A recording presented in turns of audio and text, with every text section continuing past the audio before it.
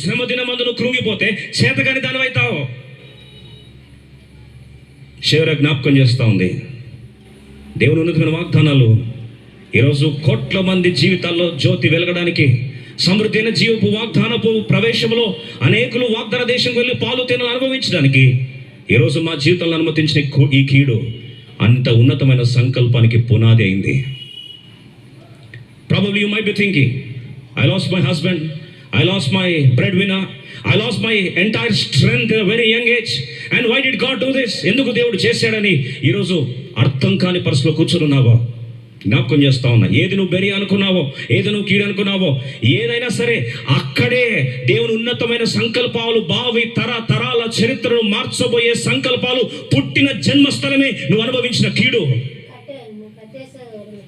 ఈరోజు మరీ సంతోషంగా సగర్వంగా ఒక మాట చెప్పాలని ఆశపడ, లైఫ్ టెంపుల్ పుట్టిందే కీడులు అనుభవించిన నష్టాల నుండి, మరణాల నుండి ఈ లైఫ్ టెంపుల్ పుట్టింది. ఈరోజు అందుకొరకే సమృద్ధిని